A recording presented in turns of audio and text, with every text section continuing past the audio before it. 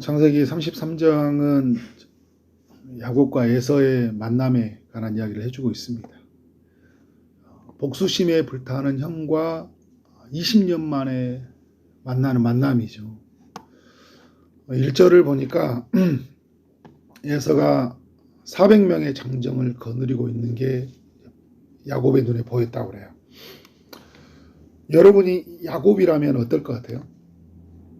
야복나루에서 하나님께 씨름해서 기도했잖아요. 허벅지 관절이 어긋나서 그 정도로 하나님과 씨름해서 야곱이 이스라엘이 되고 하나님이 축복해 주신다는 그 응답을 받았죠. 하나님을 받지만 살아남았어요. 하나님이 살려주심, 하나님이 축복해 주심, 이걸 다 경험했단 말이에요. 근데 현실의 눈앞에 400명이라는 사람이 딱 오고 있다. 이게 나를 맞이하러 오는지 죽으러 오는지 되게 혼란스럽잖아요. 여러분 같으면 어떨 것 같아요? 이미 기도하고 있으니까 약속의 말씀에 근거해서 나가는 게 정상이잖아요. 여호와 이름으로 하나님이 이미 내게 다 해결하셨다는 믿음을 가지고 그 발을 내딛고 나가야 되는데 그렇지 못하는 야곱의 모습을 보이고 있어요. 오늘 우리도 이럴 때가 많이 있죠. 기도 많이 했는데 금방 무너져요. 보이는 것 앞에. 그렇게 말씀 앞에 도전을 받고 있는데 금방 생각이 바뀌어요. 그 인간의 그 연약함이 있죠. 야곱이 많이 보여줘요. 야곱은 그 연약한 인간에 보여주는 그런 표상이라고 할 수 있어요.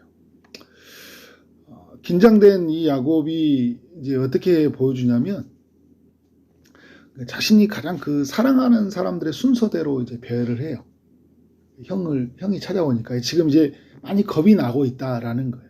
그래서 제일 앞에는 여종과 그의 자식들을 앞에 두고 그 다음에 레아와 그 자식들 그리고 가장 뒤에는 누구를 두고 있어요? 라헬과 그의 아들 요셉을 뒤에 두고 있어요. 만일 이제 공격해 온다면 형이 공격해 온다면 자신이 가장 사랑하는 사람들은 보호하겠다라는 의미를 담고 있는 거죠.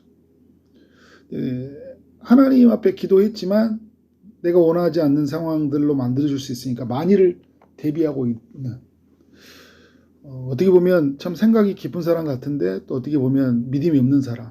그러니까 야곱은 철저하게 그 자기를 중심으로 사는 사람이에요. 개인주의의 그 대표적인 사람이라고 할 수 있어요. 은혜를 받는 것 같은데 이전의 모습이에요. 선택하고 결정하는 걸 보면 하나님을 만난 건 분명해요. 하나님을 모르는 건 아니거든요. 그런데 선택하고 나아가는 걸 보면 굉장히 인간적이에요. 이건 뭐 누구와 말할 게 아닌 것 같아요. 우리 모두의 이야기이기도 해요. 어떤 일이 일어납니까? 아무 일도 일어나지 않아요. 오히려 더욱 다른 반전의 이야기가 준비되고 있죠. 여러분, 모르고 사는 즐거움이라는 책이 있어요. 우리가 고민하는 것에 그 대부분에 보면 일어나지도 않은 일들을 가지고 우리가 고민을 많이 한다고 하잖아요. 일어나지도 않을 건데 어떻게 해요? 고민하고 있는 거예요. 죽으면 어떻게 하지? 나름대로 막 대비책을 마련하고 있는 거기에 대한 하나님 앞에 기도하는 시간 또 하나님께 맡기는 그런 것보다는 내가 전략을 짜고 내가 준비하는 시간들을 많이 보내는 것 같아요. 여러분 우리가 준비하는 게 나쁜 건 아니잖아요. 근데 오늘 이렇게 보면 선택에 있어서 좀 잘못됐다는 거예요. 그렇죠? 그리고 사랑하는 사람들을 순서대로 배열하는 그 야곱의 모습들 이런 모습들도 참 너무 많이 연약하다. 아직도 내 것이 가장 중요하다. 순서가 있고 또 어떤 차이가 있는 모습들이 있어요. 이제 형이 가까이 오니까 3절에서 어떻게 합니까? 야곱이 몸을 7번 땅에 굽히며 그의 형 에서에게 가까이 나갔다고 이야기를 해요. 굉장한 그 상대편에 대한 어떤 겸손의 모습을 보여주고 있는 거죠. 에서가 어떻게 합니까? 가까이 나가니까 에서가 달려와요. 죽이려고 달려온가요? 어떻게 달려오는 거예요? 뒤에 말씀 보니까 그를 맞이하여 안고 목을 어금 맞추어 그의 입 맞추어 서로 우니라. 야곱이 어떤 생각이 들었을까요? 죽일 것 같은 생각이 들었는데 달려와가지고 형이 우는 걸 보면서 막 여러 가지 감정이 들었을 것 같아요. 형한테 미안한 마음도 들고, 그죠? 20년 동안 숨어 지냈던 마음도 이렇게 다 풀어준 것들에 대해서 너무 감사하고, 무엇보다 하나님 일하시구나. 내게 주셨던 그 약속의 말씀을 따라서 하나님이 이렇게 일하시구나라는 그런 많은 생각들이 들지 않았겠어요? 야곱이 베델에서 주셨던 약속, 내가 너를 떠나지 아니하겠다, 내가 너를 이곳으로 인도하겠다라고, 내가 너에게 허락한 것을 이루기까지 내가 반드시 너를 떠나지 아니한다는 하나님의 약속들, 이 약속이 이루어지는 현장이잖아요. 형과 또 화해를 이루는 이 과정에서 많은 생각이 교차를 했을 것 같아요. 그러니까 두 사람 사이에 높고 높은 벽이 허물어져 버렸어요. 분노심에 불탄 형의 마음이 누그러뜨려졌어요. 동생도 어때요? 형에 대한 두려움이 사라져 버렸어요.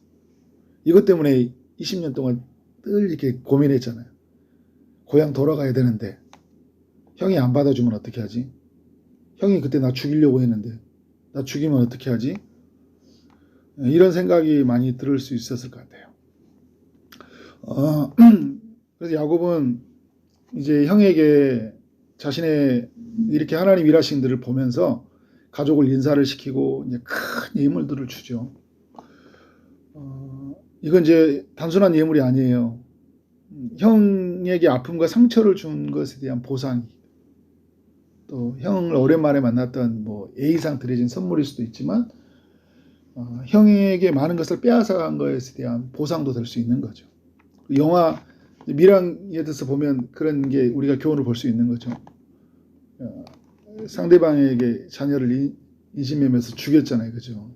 근데 감옥에 들어가가지고 전도연이 가가지고, 전도연도 하나님의 은혜를 받았는지 안 받았는지 모르겠지만 그래도 자기 자신의 짐을 덜어버리려면 어떻게 돼요? 용서해야 되겠다는 생각을 가진 거예요. 그래서 감옥에 갔는데 내가 용서하겠다고 하니까 재수가 뭐라고 그래요? 난 이미 용서받았다. 자기가 하나님 만나고 용서받았다는 거예요.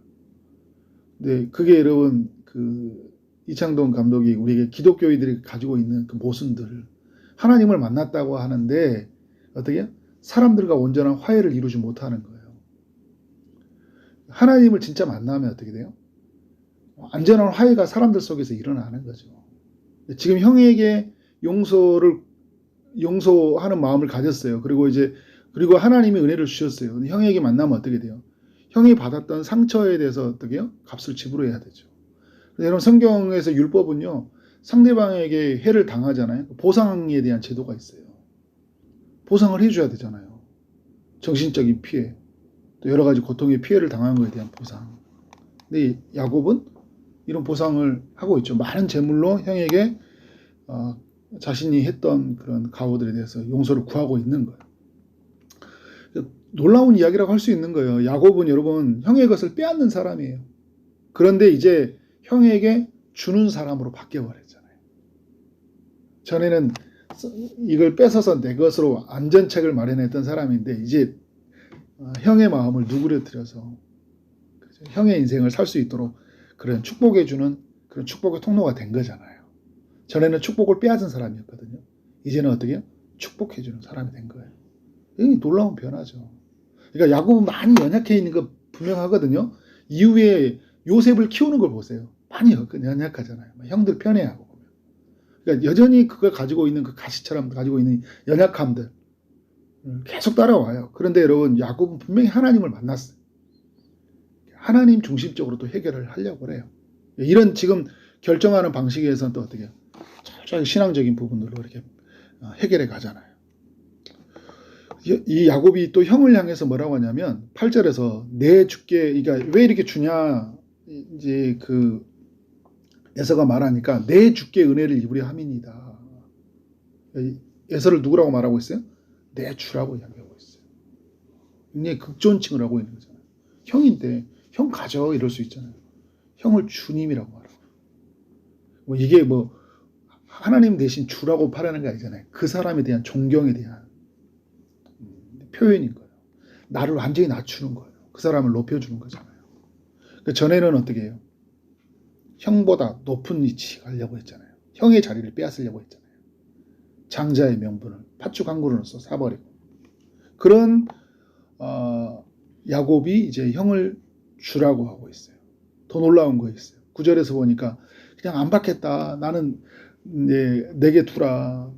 너만 있으니까 족하다. 이제 형은 이제 여러분 그런 거잖아요. 형은 돈을 바란 게 아니거든. 형도 돈이 있어요. 근데 이렇게 동생이 진심 어린 사과를 하니까 어떻게 해요? 받아주는 거잖아요. 근데 하나님 일하신 거예요. 그 누그러뜨리는 마음은.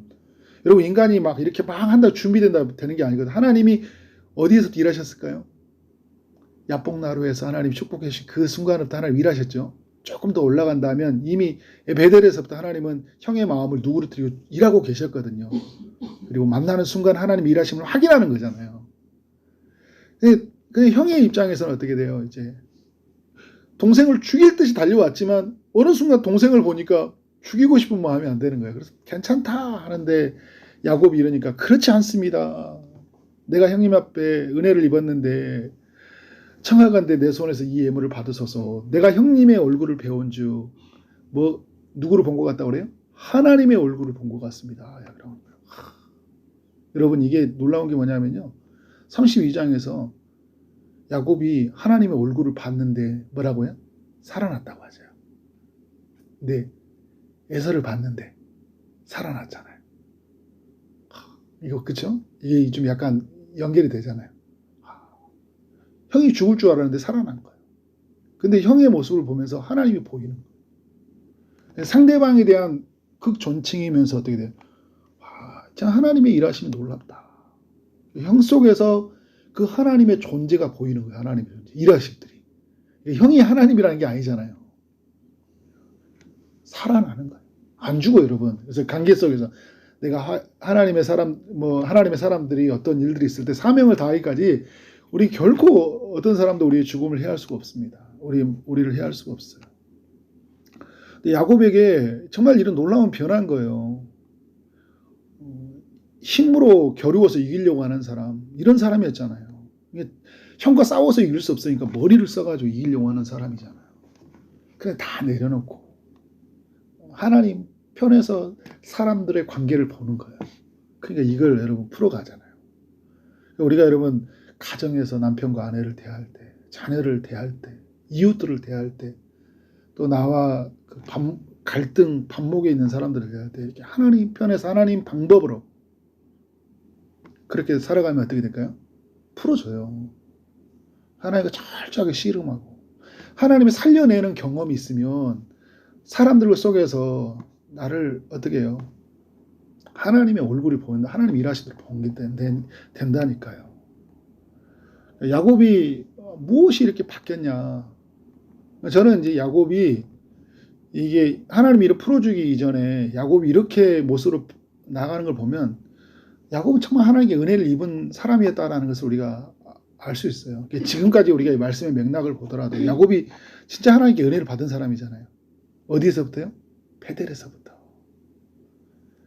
베델에서부터 이제 그가 하나님의 은혜를 받기 시작을 해요. 그리고 이제 사실은 자기가 빼앗는 사람인데 아버지의 축복을 받거든요. 그때부터 많이 깨졌을 것 같아요. 베델에서 돌베개 베고 자는 그때, 그리고 삼촌의 집에서 20년 동안 하나님의 일하심을 보잖아요. 예비되어 있는 배우자, 그리고 삼촌이 10번이나 막 삭슬 속이고 막 계속 속이면서 자기를 이용해 먹으려는 그 삼촌, 자기를 해하려고 하는 삼촌을 보호하시고, 그리고 야곱의 가져가야 될 기업을 허락하시고, 그리고 거기서 빼내시는 하나님. 그래서 꿈에서 나타나서 또 베델에서 꿈에 나타났던 하나님이 라반 삼촌의 집에서 꿈에서 또 나타나서 자기에게 약속을 주시는 그 하나님을 만나는 거예요. 그리고 이제 돌아오는 길에도 야곱이 자꾸 흔들리니까, 자기 생각이 강하니까 야곱에게 맞추어서 하나님이 만나주신, 자꾸 계산이 빠른 사람들은 여러분 기도도 잘 안 되고 자기 생각들을 많이 하려고 하잖아요. 근데 야곱이 그래도 그 속에서 기도하려고 할 때 하나님이 다시 응답하셔서 그 야복나루에서 그를 살려주시고 그 이름을 바꿔주시고 축복해 주심으로 말이야. 그 은혜가 야곱을 이끌어가는 거잖아요. 사람들과의 모든 관계를 풀어버리고. 그 야곱을 통해서 하나님의 축복이 어떻게 흘러가는 거예요. 야곱의 하나님은 누구의 하나님이에요? 오늘 우리 하나님, 나의 하나님인 거예요.